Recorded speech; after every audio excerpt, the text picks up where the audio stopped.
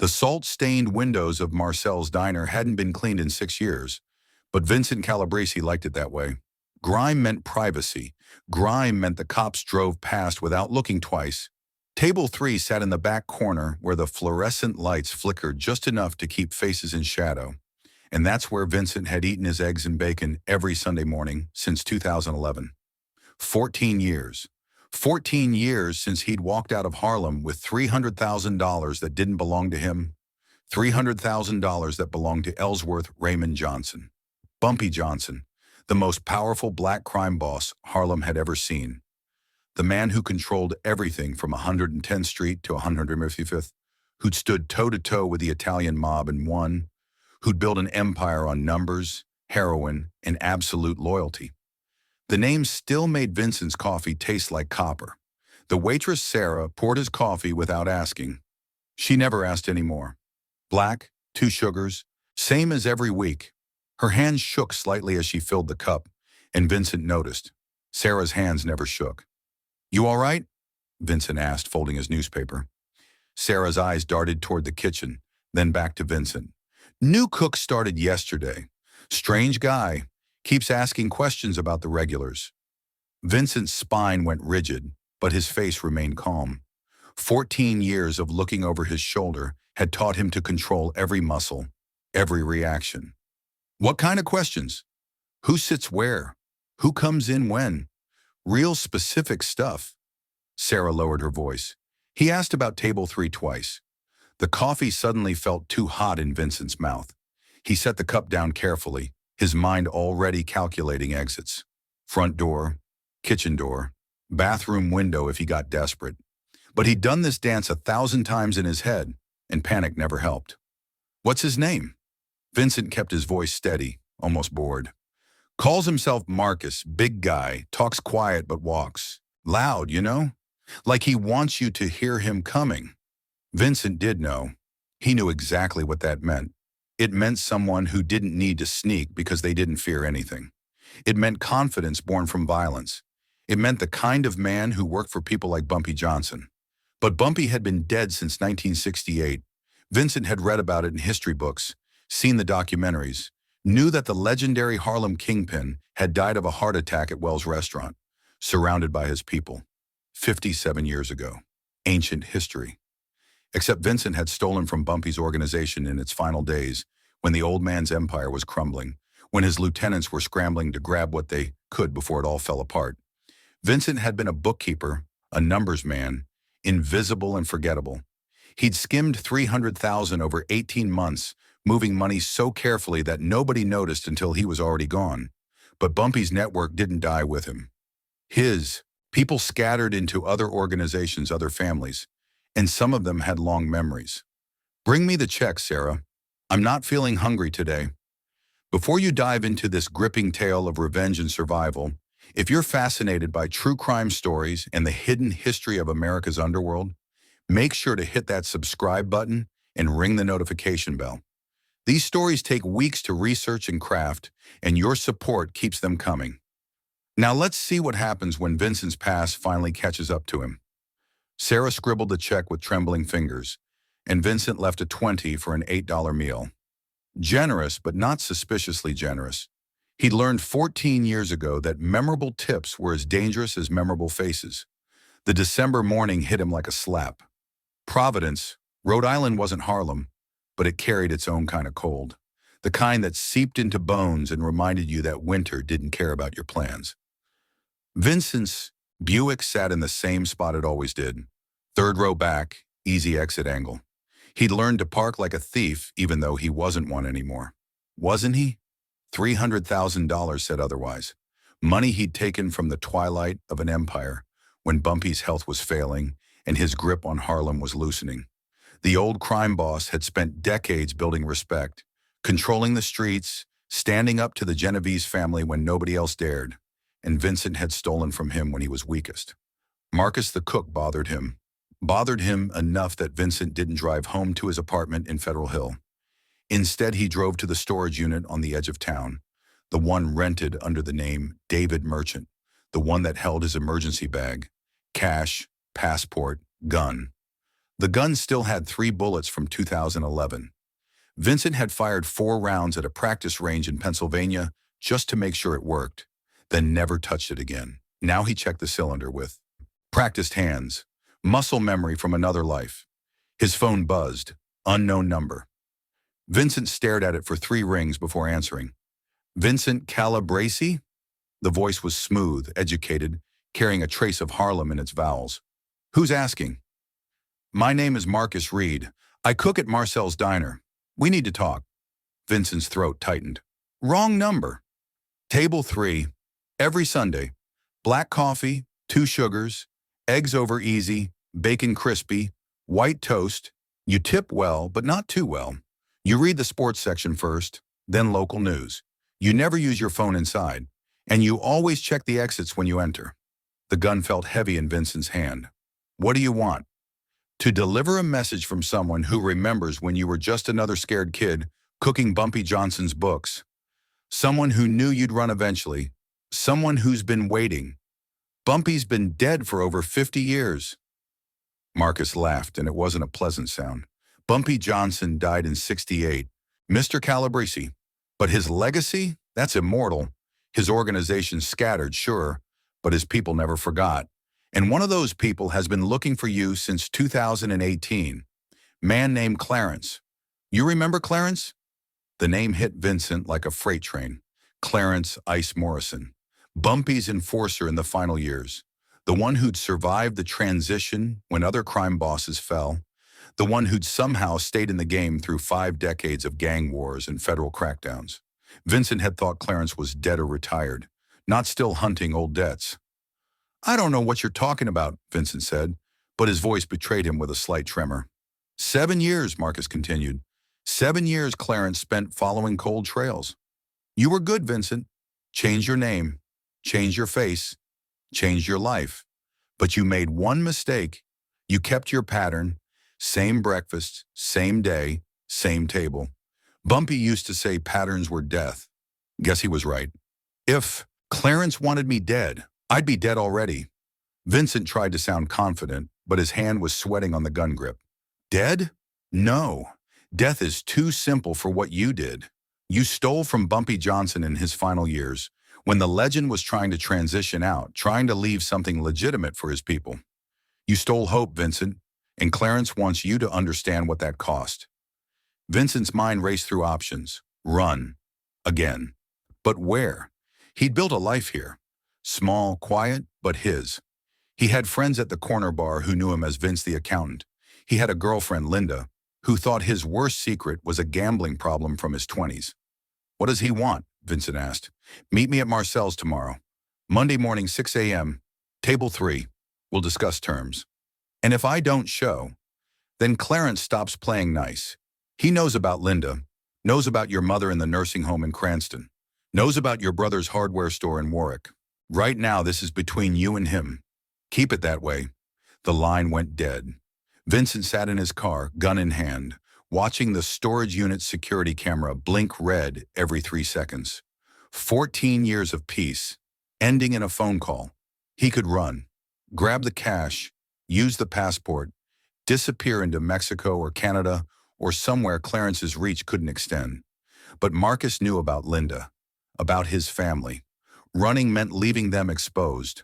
Running meant admitting defeat.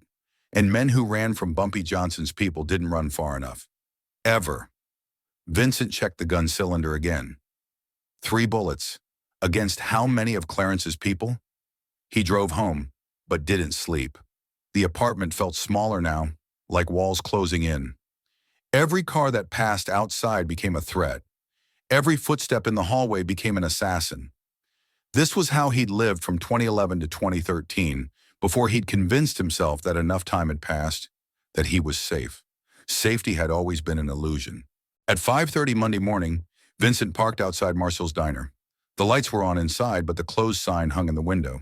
He checked his ankle holster, felt the small revolver's weight. Not the one from storage, smaller, only 2 rounds. Enough to make noise if things went wrong. The door was unlocked. Marcus stood behind the counter, wearing a cook's apron that seemed too white, too clean. Up close, Vincent could see the scars. professional scars. Knife work on the forearms, bullet graze on the neck, and something that looked like a burn on the left side of his face. "Coffee?" Marcus asked pleasantly. "Let's skip the hospitality." Vincent moved toward table 3 but didn't sit. Standing gave him options. Marcus poured 2 cups anyway. "Clarence isn't unreasonable. He understands you were young, stupid, desperate. He's willing to negotiate." "Negotiate what?" "I don't have the money anymore." That was a lie. Vincent had most of it, invested carefully, grown into nearly $500,000 over 14 years. "He doesn't want the money, Vincent. Money's nothing. Bumpy taught him that. Respect is everything. Legacy is everything." Marcus set the coffee cups on table 3 and pulled out a chair. "Sit, please. This is a conversation, not an execution." Vincent sat, but kept his weight forward, ready to move. His eyes tracked every shadow, every reflection in the chrome napkin holder. Marcus sat across from him, folding his large hands on the table. "Clarence wants you to work for him. 5 years. You've got financial skills he needs. Legitimate businesses that need managing. Numbers that need tracking. He's doing what Bumpy never got to finish, going legit, building something that lasts. You help him honor Bumpy's vision, he forgets the past. 5 years of servitude for $300,000 I stole over a decade ago? 5 years of living," Marcus corrected. "Or we can do this the other way. Bumpy's way. You remember what happened to people who stole. From Bumpy Johnson?" Vincent did. Everyone who'd grown up in New York knew the stories. Bodies found in alleys, throats cut, wallets full to prove it wasn't robbery. Bumpy's message was always clear. "You don't steal from the king. How do I know he won't kill me after 5 years?" "You don't. But you know for certain what happens if you refuse." Clarence learned from the best. Bumpy didn't just kill traitors. He erased them. Family, friends, everyone. Made examples that lasted decades. The logic was airtight. Vincent had studied enough game theory in his accounting classes to recognize a dominant strategy when he saw one. Refuse and die. Accept and maybe live. "I need guarantees. Linda and my family stay untouched. Whatever I do for Clarence, they're not part of it." Marcus nodded. "Already agreed. Clarence isn't Bumpy. Different times, different methods. But the loyalty runs just as deep." "When does this start?" "Today. You make one phone call to Linda, tell her you got a job opportunity in New York. You pack a bag. You come with me. Clean break. New life." Vincent's chest tightened. "I need time." "Time's what got you caught, Vincent. Patterns, routines. Time. Bumpy used to say a man who does the same thing twice is a dead man walking. You did it for 14 years. Marcus stood, towering over the table. "Clarence is outside in a car. Black Lincoln, tinted windows. You walk out with me now, or you walk out alone, and we start with your brother's hardware store. Simple math." This was it. The moment Vincent had rehearsed 1,000 times in his nightmares. Fight, flight, or surrender. His hand touched the ankle holster, felt the revolver's grip. Marcus noticed. 2 rounds. I count at least 6 of Clarence's people outside. Old school guys. Bumpy's generation. You feeling lucky? Vincent wasn't. He'd never been lucky. Lucky people didn't steal from men like Bumpy Johnson. Lucky people didn't spend 14 years looking over their shoulders. He stood slowly, hands visible. "Let me make the call." Marcus gestured to the payphone near the bathroom. Ancient thing, probably didn't work. But Vincent dialed Linda's number, his fingers remembering the pattern. She answered sleepy, confused. "Vince, it's not even 6.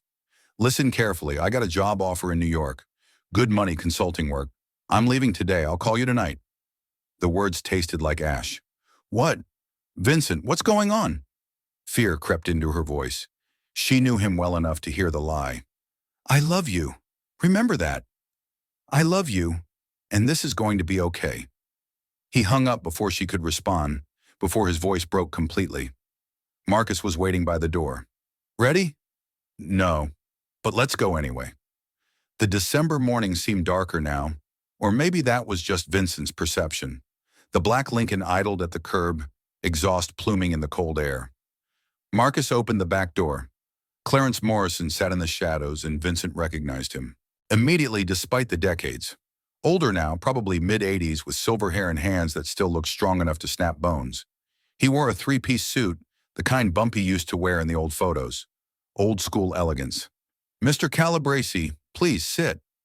His voice carried the gravel of age but the steel of authority. Vincent slid into the leather seat. Marcus closed the door and walked around to the driver's seat.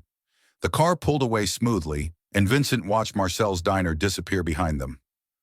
14-year, Clarence said, studying Vincent like a specimen under glass.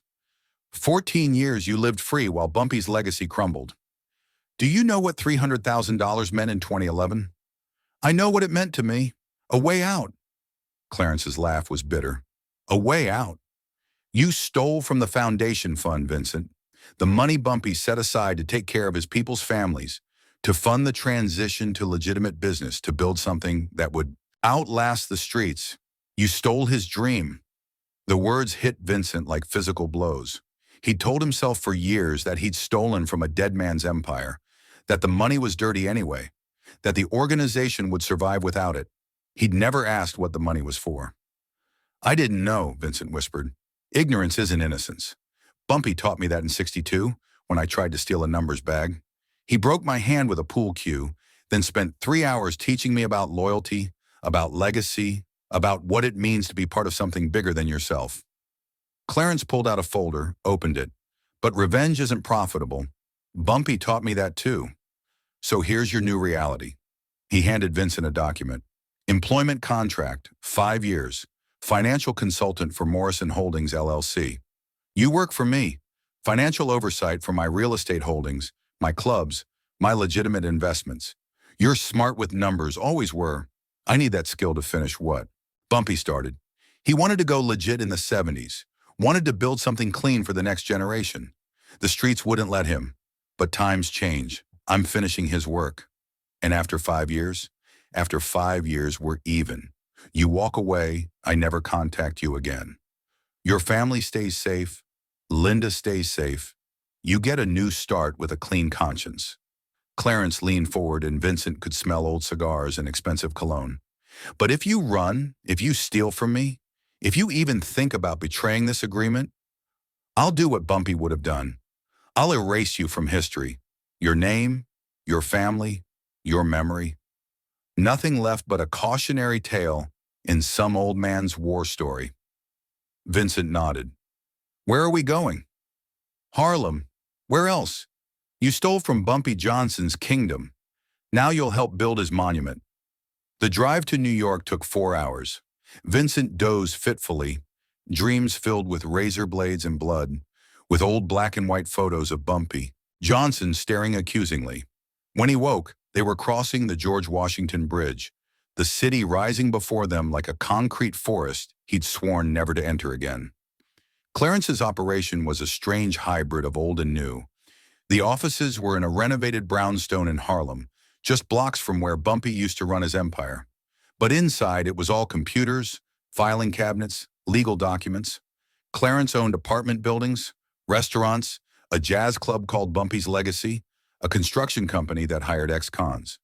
Bumpy built his empire on respect and fear, Clarence explained, showing Vincent to his new office. I'm building his legacy on contracts and community investment. Boring, legal, profitable, the way he wanted it to end. So why do you need someone like Marcus? Vincent gestured toward the scarred man who'd followed them upstairs. Because not everyone respects an old man trying to do right, Vincent. Some people see legitimate business as weakness. Sometimes you need reminders of where you came from. Clarence handed him a stack of files. Start with the restaurant accounts. 3 locations, all struggling. Fix them. Vincent opened the first file, scanning numbers with practiced eyes. The restaurants were hemorrhaging money, bad management, and worse bookkeeping.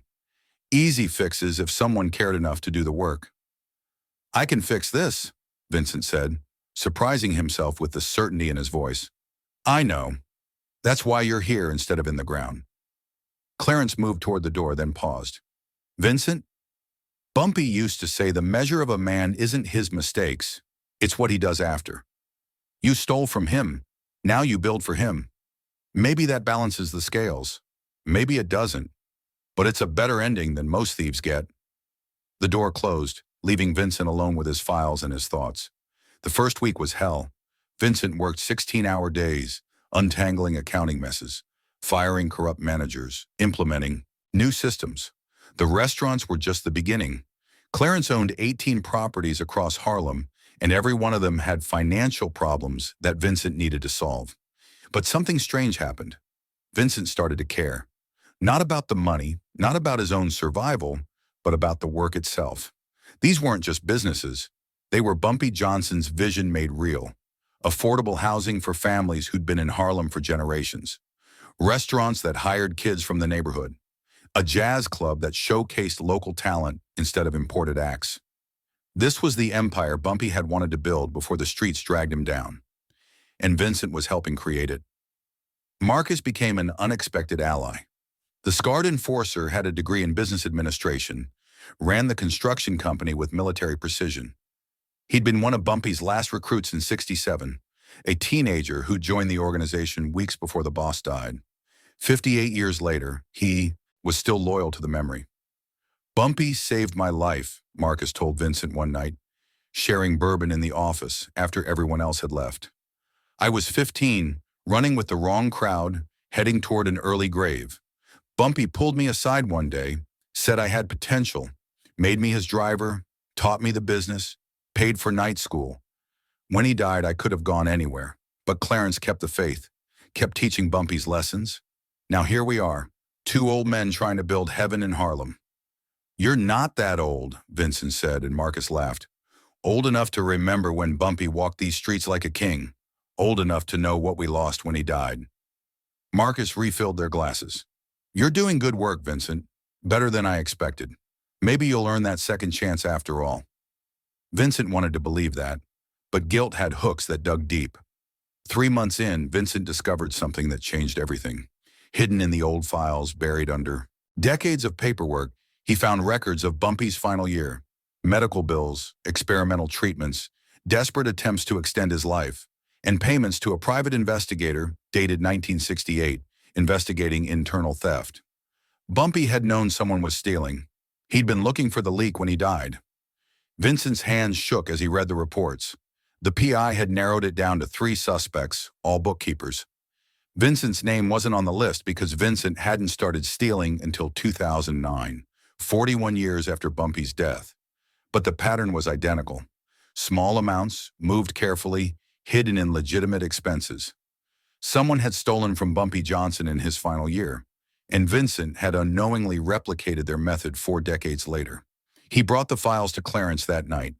The old man read them slowly, his face unreadable. I knew, Clarence finally said. I was there when Bumpy found out. 3 weeks before he died. He called me into his office, showed me. These same files, asked me to find the thief. Who was it? Man named Jerome Walker. Bumpy's cousin. Family. Clarence's voice was heavy. Bumpy couldn't bring himself to do what needed to be done.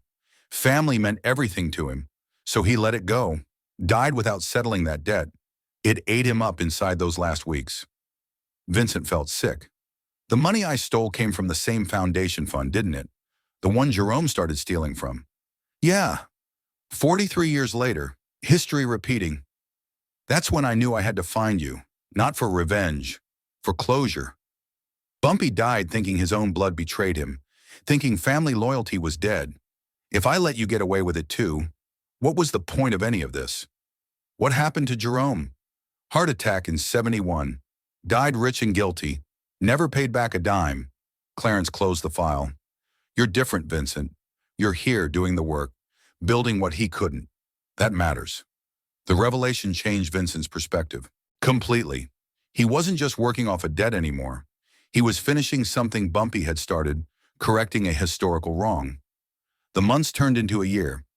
Vincent's initial 5-year sentence started to feel less like punishment and more like purpose. The businesses flourished under his management. Profits went back into the community. More housing, better jobs, scholarships for kids. Harlem was changing, gentrification threatening to erase its history. But Morrison Holdings stood as a bulwark, preserving the culture Bumpy had fought to protect. Linda visited once, 6 months in. Vincent had been calling her weekly, maintaining the fiction of a consulting job. But she knew. Women always know. "Who are you now?" she asked, sitting across from him in a Harlem coffee shop. "Someone trying to pay an old debt. To a dead gangster? To a man who built something worth preserving?" "Yeah." Linda studied him for a long moment. "You look different, lighter somehow, like you're not carrying that weight anymore. Maybe I'm not, or maybe I'm just carrying a different weight, one that feels right." She left understanding more than Vincent could explain. Some debts couldn't be put into words. Year 2 brought challenges. A development company tried to buy out 3 of their properties, offering millions but clearly planning to demolish and gentrify. Clarence refused. The developers brought pressure, legal threats, media campaigns painting Morrison Holdings as slumlords holding back progress. Vincent found the solution in the paperwork. Historical preservation status, community land trusts, creative financing that protected the properties while generating enough profit to satisfy investors. He presented the strategy to Clarence with pride. "Bumpy would have loved this," the old man said, reading Vincent's proposal. "Legal warfare instead of the street kind. Times really have changed." But not everything could be solved with paperwork. The developers hired muscle, trying intimidation. That's when Vincent saw the razor come out at table 3. They'd been meeting at a Harlem diner, Vincent, Marcus, and Clarence discussing the harassment campaign. 3 men in expensive suits walked in, clearly not locals, clearly trouble. The leader approached their table with practiced swagger. "Mr. Morrison, we need to talk about your properties." Clarence didn't look up from his eggs. "Already told your bosses, not interested." "Maybe you didn't understand the offer properly." That's when Marcus moved. Smooth, practiced. The straight razor appearing in his hand like magic. He didn't threaten, didn't speak, just placed the razor on the table, open blade catching the light, and stared at the suit with dead eyes. The message was clear. Old school Harlem was still alive, still dangerous. The suits left without another word. "Bumpy called that the gentle reminder," Clarence said, returning to his breakfast. "Show the blade before you use it. Most people make the smart choice." Vincent realized in that moment how deep he'd fallen into this world. A year ago, that razor would have terrified him. Now it just felt like necessary business. He'd become what he'd feared, a man who understood that some problems required old solutions. But he'd also become something better, a man who built instead of stole. Year 3 was marked by a funeral. Clarence Morrison died in his sleep, 86 years old, surrounded by family and friends from 6 decades in the game. The funeral was massive, old-timers from Bumpy's era sharing space with young entrepreneurs who'd benefited from Morrison Holdings. 3 generations united by respect for a man who'd bridged 2 worlds. Vincent gave a eulogy, surprising himself with the depth of his grief. "Clarence taught me that legacy isn't what you take, it's what you build. That loyalty isn't blind obedience, it's honoring promises across generations. He spent 60 years finishing what Bumpy Johnson started, and he never wavered, never quit, never forgot where he came from. That's immortality, not in history books, but in the lives touched, the community preserved, the vision maintained." After the funeral, Vincent expected to be released. 3 years served, the old man dead, the debt surely canceled. Instead, Marcus pulled him aside. "Board meeting tomorrow. Morrison Holdings needs a new CEO. You're on the short list." Vincent stared. "I'm a bookkeeper with a criminal past who's been here 3 years. Who would trust me to run this?" "Everyone who's seen your work. Everyone who knows you're the only one who understands Clarence's vision. Everyone who remembers that Bumpy Johnson himself started as a bookkeeper for Stephanie St. Clair before he became the King of Harlem." The irony wasn't lost on Vincent. Bumpy's path. Repeated again. The board voted unanimously. Vincent Calabrese became CEO of Morrison Holdings, steward of Bumpy Johnson's legacy, the thief who'd become the guardian. He immediately called Linda. "I'm staying in New York. This is home now." "I know," she said. "I'll start packing."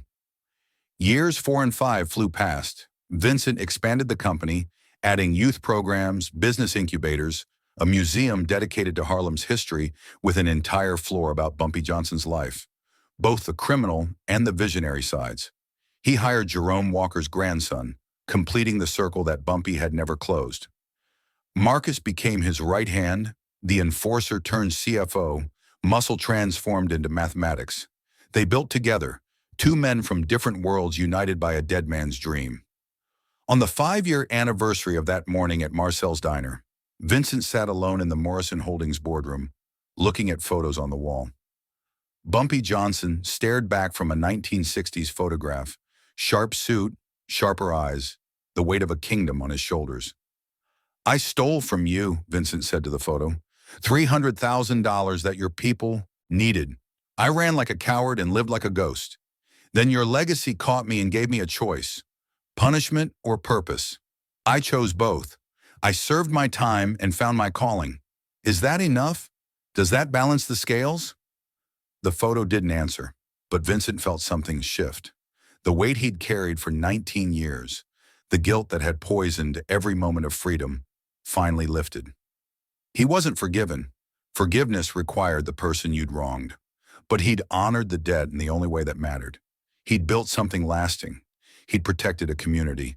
He'd finished what Bumpy started. That evening, Vincent returned to Marcel's Diner in Providence.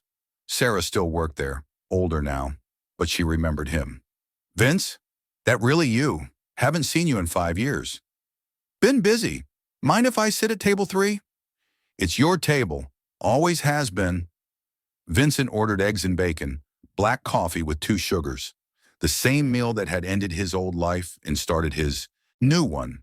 As he ate, he thought about patterns, about how they'd trapped him and freed him simultaneously. 14 years running from Bumpy Johnson's ghost. 5 years running toward his legacy. The mathematics of redemption didn't add up perfectly, but then again, life never balanced the way accounting did. Marcus walked in as Vincent finished his coffee, sliding into the seat across from him. "Thought I'd find you here. Ready to head back?" "One more minute." Vincent pulled out the original employment contract, the document that had enslaved and liberated him. He tore it in half, then quarters, letting the pieces fall like snow on the table. "Now I'm ready." They drove back to New York together, the highway stretching ahead like possibility. Somewhere in Harlem, Morrison Holdings was preparing to break ground on Bumpy's Tower, a mixed-use development that would provide affordable housing, retail space, and a permanent home for the community center. Vincent had structured the financing, Marcus had overseen the construction plans, and the ribbon-cutting ceremony would honor Ellsworth Raymond Johnson, the crime boss who dreamed of legitimacy. "Think he'd be proud?" Marcus asked. "I think he'd say we're late," Vincent replied, "and that rent should be lower, and that we need more community input. Bumpy never thought anything was good enough. Then we'll keep building until it is." That was the legacy, not perfection, but perpetual improvement. Not forgiveness, but forward motion. Not escape from the past, but integration with it. Vincent Calabrese had stolen from a king and spent 5 years building a kingdom. The razor at table 3 had promised death, but delivered life. And somewhere in the space between crime and redemption, between theft and restitution, between running and returning, he'd found something more valuable than $300,000. He'd found purpose.